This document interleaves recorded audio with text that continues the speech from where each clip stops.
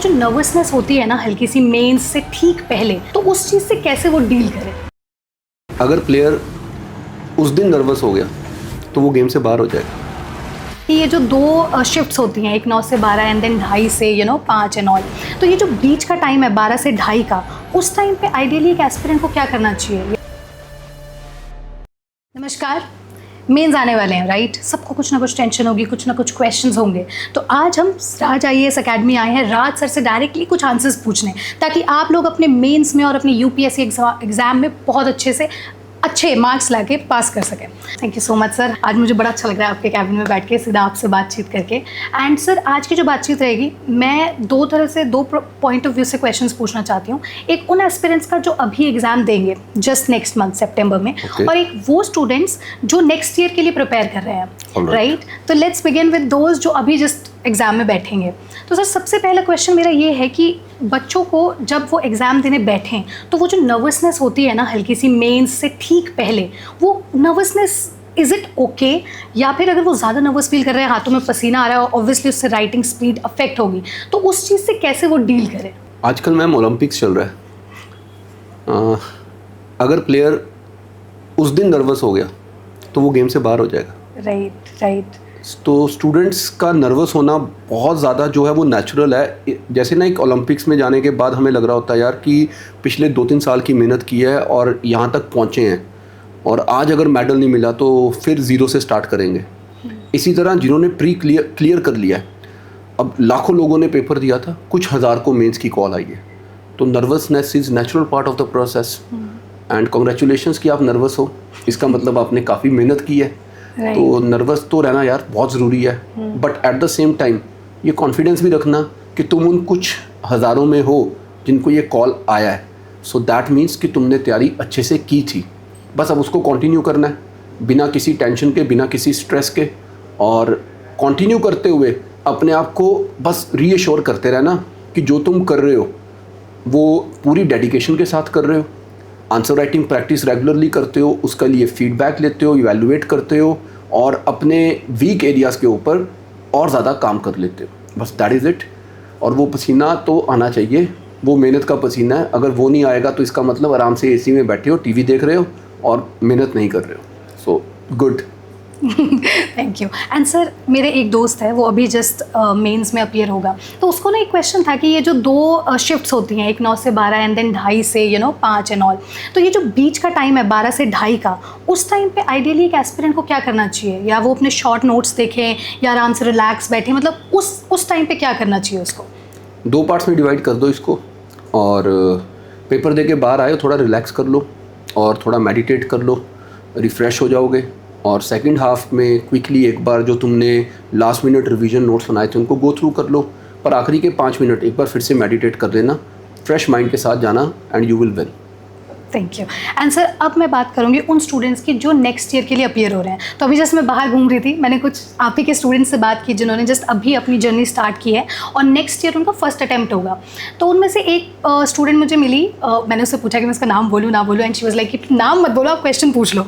तो उसने बोला कि अभी ऑप्शनल के लेक्चर्स लग रहे हैं, राइट? तो 6 महीने में ऑप्शनल का वो सब्जेक्ट कवर करते हैं। अब जनवरी से उनको कन्फ्यूजन ये हो जाती है क्योंकि प्रीलिम्स की भी प्रिपरेशन करनी होती है और साथ में ऑप्शनल भी उनको साथ में मैनेज करना होता है। तो वो मुझे पूछ रही थी कि ऑप्शनल की प्रैक्टिस कैसे करें। जैसे ये पॉडकास्ट खत्म होगा मुझे स्टूडेंट का नाम भी बताओगे और उससे मिलवाओगे भी? पक्का सर। क्योंकि अगर वो स्टूडेंट यहाँ की स्टूडेंट है और उसने इस साल तैयारी शुरू की और उसको नेक्स्ट ईयर एग्जाम देना है, सो या तो उसको तैयारी शुरू किए हुए GS की काफ़ी टाइम हो जाना चाहिए। इस साल का मतलब हम आज अगस्त 10th पे बैठे हुए हैं, तो बैचेस तो स्टार्ट हो गए थे मार्च अप्रैल में, मई में, तो सब्सटेंशियल सिलेबस अभी तक ख़त्म हो चुका है। और कब उनको ऑप्शनल शुरू करना है, कब उनको ऑप्शनल ख़त्म करना है, किस टाइम पे कितना पढ़ना है, क्या टाइम टेबल होगा, क्या प्लान होगा, क्या स्ट्रैटेजी होगी, ये तो मैंने इंडिविजुअली एक एक बच्चे के साथ डिस्कस किया हुआ है। अगर वो मेरी स्टूडेंट है, वो अभी भी कन्फ्यूजन में है, तो ये उसका थोड़ा, ये तो मेरा फेलियर है। So she should be sitting with me and talking to me, and this should not be something that I should be discussing with you in a podcast. But having said that, अगर कोई और student है जो मेरे पास नहीं पढ़ रहा और वो खुद तैयारी करना चाहता है, तो यार आइडियली तो ये होना चाहिए ना कि अगर आपको 2025 में प्री देना है तो दिसंबर तक तो आपका सिलेबस भी कंप्लीट हो जाना चाहिए और आपकी एटलीस्ट एक टेस्ट सीरीज़ भी हो जानी चाहिए, ताकि जनवरी में आप जो आपकी टेस्ट सीरीज़ के बाद वीक एरिया सामने आए हैं वो जनवरी में रिवाइज कर लो और फेब ऑनवर्ड्स आप प्री स्पेसिफिक हो जाओ, फेब मार्च अप्रैल मई 4 मंथ्स होंगे, that will be more than sufficient. Right. And sir इस जर्नी में आईएएस साथी ऐप, क्योंकि हमने अभी जस्ट चेक किया आईएएस साथी ऐप आप 15 अगस्त को लॉन्च कर रहे हो, तो वो कैसे हेल्पफुल रहेगा स्टूडेंट्स को, स्पेशली दोनों के लिए जो अभी एग्जाम में बैठेंगे और जो नेक्स्ट ईयर के लिए भी प्रिपेयर कर रहे हैं? अगर मैं इस साल की बात करूं तो ऑलमोस्ट अराउंड 1000 स्टूडेंट्स जो इस बार मेंस लिख रहे हैं, they are constantly using IAS साथी एंड जो वो फीडबैक दे रहे हैं और जो उनका रिस्पॉन्स है, this is very encouraging. Answers की वैल्यूएशन ऑटो पे हो रही है एंड रियल टाइम पे हो रही है, एसेस की वैल्यूएशन हो रही है, ऑप्शनल की वैल्यूएशन हो पा रही है, और ये हर एक लैंग्वेज में काम कर रहा है। और जहाँ पर आप अपना आंसर इवैल्यूएट कराते हो वहाँ पर वो आपको फीडबैक में सिर्फ एक रोग फीडबैक नहीं देता कि आपने ये लिखा इसलिए आपको इतने मार्क्स मिल सकते हैं, वो आपको ये भी बता रहा है कि आपको कैसे इस आंसर को इम्प्रूव करना है। जी। अलॉन्ग विद दिस वो आपको एक नया क्वेश्चन भी देता है कि अगर आपने इसके बाद एक क्वेश्चन ऐसा और ट्राई करना है, so this is your question, you can write an answer and again get it evaluated. और अगर अगले साल की हम बात करें तो फिर तो आपके लिए ये एक गोल्ड माइन है। इस पे आप सीसेट की प्रैक्टिस कर सकते हो, इस पे आप जीएस की, ऑप्शनल की, ऐसे पेपर की, आप हर चीज़ की practice, be it MCQs, be it main subjective questions generate करवाने हैं, इवैल्यूएट करवाने हैं, करंट अफेयर्स पढ़ने हैं, everything is available and that too at unbelievably, incredibly very low price, so that it becomes genuinely affordable for everyone. मैंने sir अपने कुछ friends को भी वो ऐप, मैंने कहा कि यार तुम ये ऐप देखो, क्योंकि स्पेशली उसका वो जो स्ट्रेस मैनेजमेंट वाला फीचर है इस टाइम पे कि अच्छा बच्चों को समझ नहीं आता। And sir one thing I really want to ask कि ये वाला जो टाइम है जिनको अभी मेंस में बैठना है एग्ज़ाम देने के लिए, उनको इस वक्त नया कुछ पढ़ना चाहिए या सिर्फ उनको रिविजन पे ध्यान देना चाहिए? अगर उसने जेन्युइनली तैयारी की हुई है और वो इस साल मेंस लिख रहा है तो वो ऑलरेडी सब कुछ पढ़ चुका है जी। अगर उसको इस टाइम पे कुछ बहुत ज़्यादा कुछ नया पढ़ना है, अनलेस कि कोई नया बिल आ गया, कोई अमेंडमेंट हो गई, कोई नई इंटरनेशनल डेवलपमेंट होगी, फॉर एग्जांपल अभी 2 दिन पहले अगर बांग्लादेश में कुछ हुआ है तो वो उसको पढ़ना तो पड़ेगा। But having said that, I hope you understand India Bangladesh relations में क्या इरिटेंट्स हैं, क्या गुडविल जेस्चर्स हुए हैं इन द पास्ट, और कौन से एग्रीमेंट्स हमने किए हैं, क्या कोई फ्री ट्रेड एग्रीमेंट है या नहीं है, या उसके ऊपर बात चल रही है, राइट ये सारे इश्यूज तो ऑलरेडी इन न्यूज़ थे एंड ये स्टूडेंट ने पढ़े होंगे। अब उसमें सिर्फ एक नया करंट एस्पेक्ट की जब वहाँ की डेमोक्रेसी डिस्टेबलाइज हुई है, अनस्टेबल हुई है, तो उसका इंडिया के लिए क्या रिपरकशन हो सकता है, इसके अलावा नया तो कुछ भी नहीं पढ़ना। राइट। एंड सर ये कुछ क्वेश्चंस मैंने ना अपने दोस्तों से पूछे, मैंने कहा कौन कौन सी चीज़ें हैं जो तुम्हें अभी भी जिस पे डाउट है। तो एक चीज़ जो मैंने पहले भी बात की थी कि कुछ बच्चों को ना लगता है कि लास्ट अटेम्प्ट में या लास्ट टाइम पे ऑप्शनल बदल लेना, लाइक 3 सब्जेक्ट 3 ईयर्स उन्होंने एक अपना ऑप्शनल सब्जेक्ट रखा and now they are feeling कि भाई मेरा ना सिर्फ ऑप्शनल की वजह से मैं रह जाता हूँ, and now in their last attempt वो अपना ऑप्शनल चेंज करने की सोचते हैं। तो is it a right decision sir? हम सब ने एक बात सुनी है मैम, अगर सुबह का भूला शाम को घर वापस आ जाए तो उसे भूला नहीं कहते, पर वो सुबह का गया शाम को आए तो बेटर है। अगर वो 3-4 दिन बाद आ रहा है तो वो काफ़ी भूल चुका है, राइट। बट अब सबसे पहला क्वेश्चन ये आता है कि जब उस बच्चे ने फर्स्ट टाइम में अपना ऑप्शनल चूज़ किया था वो किस कंसिडरेशन से किया था, क्या वो उसका खुद का डिसीजन था या उस पर इम्पोज था। अब इम्पोज इंटरनली था या एक्सटर्नली था? इंटरनली इन द सेंस कि मैंने देखा कि उसमें बच्चे लोग क्लियर कर रहे हैं और मैंने इसलिए वो ऑप्शन ले लिया। एक्सटर्नली मुझे कहा गया था कि ये ऑप्शन बेस्ट है।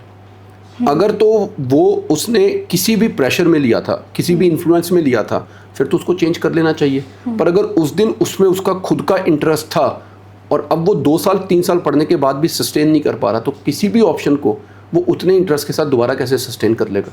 राइट।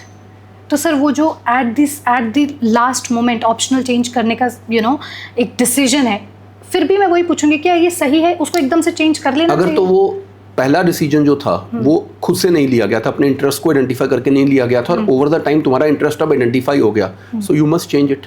ओके लेट्स ट्राई कि मुझे ये लग रहा है कि अच्छा लेट्स से मुझे हिस्ट्री ऑप्शन में इंटरेस्ट है, मैं अपना ये लास्ट अटेम्प्ट हिस्ट्री के साथ लेके देखता हूँ, क्या पता मैं पास कर जाऊँ, राइट? मेरे को लगता है हिस्ट्री पहले आता होता है, फिर बाद में समझ आता है कि ये मुश्किल है ना। So it can be sociology, it can be anthropology, it can be public administration and university, it can be history even. But अगर पहली बार में तुमने किसी भी एक्सटर्नल इंटरनल फोर्स्ड फैक्टर के कारण ऑप्शनल चूज किया था तो yes you must think again and you are free to choose and change your optional.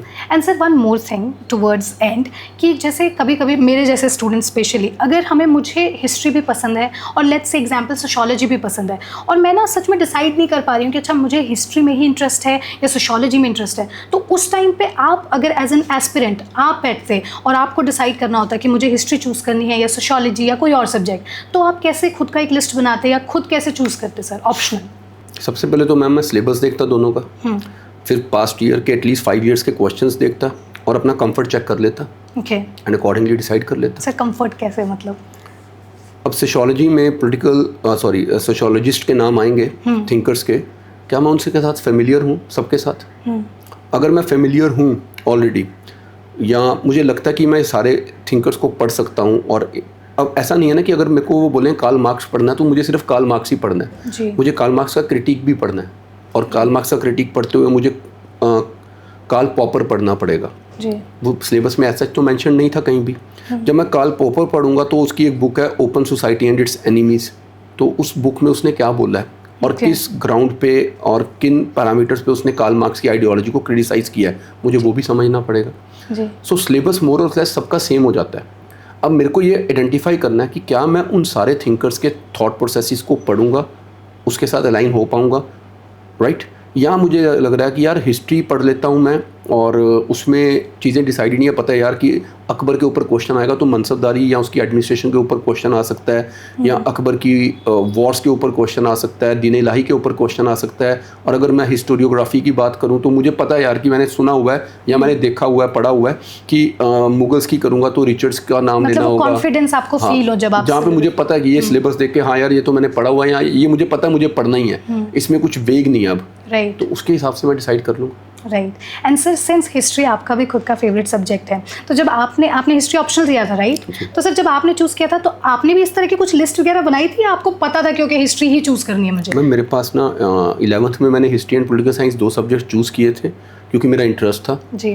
जबकि अगर आप मेरे 10th के मार्क्स देखोगे तो SST में मेरे 60% थे और मैथ्स एंड साइंस में मेरे 90% थे। ओके। बट मुझे पता था मेरा इंटरेस्ट हिस्ट्री में है, ह्यूमैनिटीज़ में है, तो मैंने 11th-12th में नॉन मेडिकल नहीं लिया था, जबकि मेरे सारे फ्रेंड्स ने भी लिया और मेरी फैमिली भी मुझे पुश कर रही थी, but I decided to go for humanities. फिर मैंने BA किया और MA भी किया इन्हीं सब्जेक्ट्स के साथ, तो ये तो मेरी नेचुरल चॉइस था। जी। And sir towards the end जो बच्चे अभी एग्जाम में बैठेंगे मेंस में, उनके लिए आप कुछ कोई भी मैसेज या कुछ टिप्स की, या फिर मोस्ट इम्पॉर्टेंटली कुछ ऐसे मिस्टेक्स जो वो ड्यूरिंग मेंस ना करें? एक ही बात है यार, go with your confidence. If you could clear the pre, mains is not far away, right? Best of luck. Thank you so much sir, thank you.